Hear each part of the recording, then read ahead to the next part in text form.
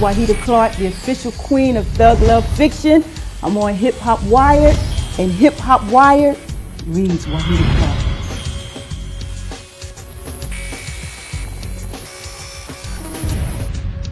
Wahida Clark. My name is Shah Stimuli. Shah. What's going on, my brother? How are you? I'm good. I've yet to read Justify My Thug. Could you give people a brief synopsis of the book? Justify My Thug is actually part 5 to the infamous Thug series. It takes off before it leaves off, of course. Right. And the series' favorite couples, Trey and Tasha, is back with their unfinished business. And it's just a roller coaster of a ride. So this is Thug Love Fiction. Is that right? Phrase you going? Can you break that down? Thug Love Fiction. Okay, you got the genre is so new. They don't even have a name for it. Urban lit, street lit, hip hop fiction, urban fiction. And the way I write, there's relationships. You know, even though everybody's thugged out, but there's still relationships and love going on. So Nikki Turner said, you're the queen of Thug Love Fiction. What got you into writing? I started writing, I was 2 years into serving my 10.5-year prison bid. And I had called home and said to my family, send me some money. It was like, Wahida, you ain't got no money. They get ready to repossess your car. They're gonna foreclose on your house. You don't have anything, my sister. And I'm like, what? My husband was locked up. I had 2 teenage daughters. So I hung up that phone. I'm like, wow, this is only year 2. I still got 8.5 more to go. Whew.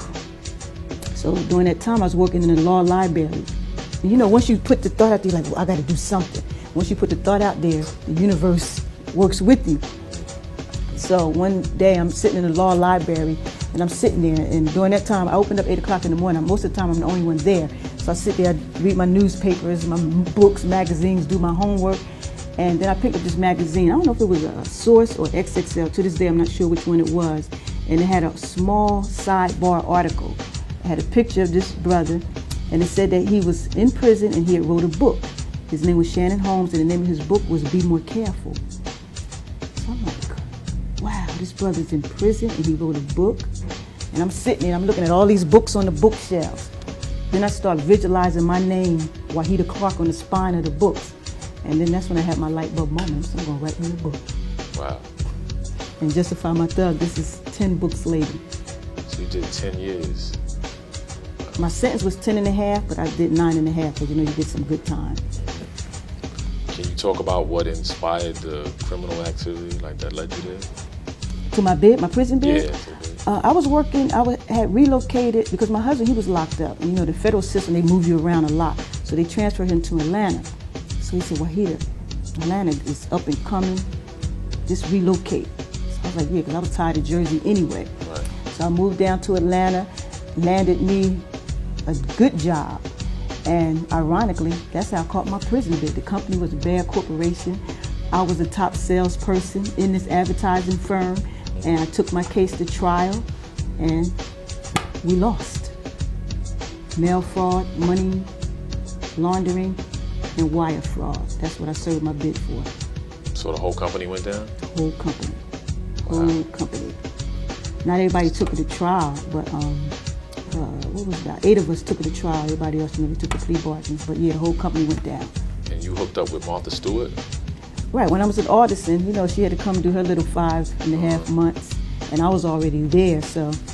How'd that work out? How'd you connect with her? Small world, because my agent, while I was locked up, my agent, when I called home and they said, you know, of course it was all over the media, Martha's going to federal prison, then she's coming to Artisan. So I had called home and they said, yeah, Martha's coming here. And Mark, that's my agent, he said, he used to date her niece. So he said, Martha, come, tell her so-and-so and so-and-so. And he told Martha when she come on the compound to look me up, and you know, he had a message for me, so that's how that went down. Did that help you out, Joe, with your career? Well, I had my business plan for my publishing company. And right before she left, I showed her my business plan, and she graciously gave me some very good advice. And how'd you hook up with Cash Money? Cash Money.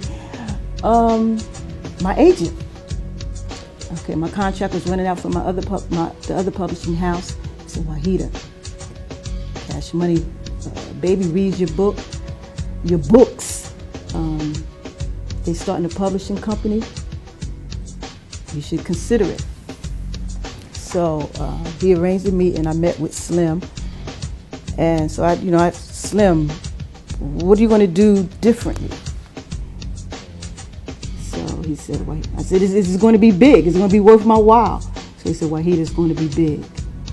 And of course, it was ironic because I'm at the point in my career where, the publishing companies basically the same thing.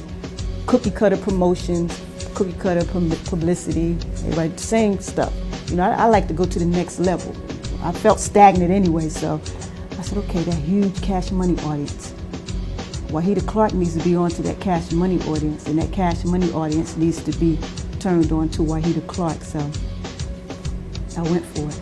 I know you've been through a lot. Is there anything that you would have done differently? Someone just asked me that, and I say it again, I wouldn't change anything. Not a day, not a minute, not a second, because if you change one thing, the whole dynamic, everything that changes everything. Everything I went through got me to where I am right now, so I wouldn't change anything. This is Wahida Clark, the official queen of Thug Love Fiction. I'm on Hip Hop Wired, and Hip Hop Wired reads Wahida Clark. Peace.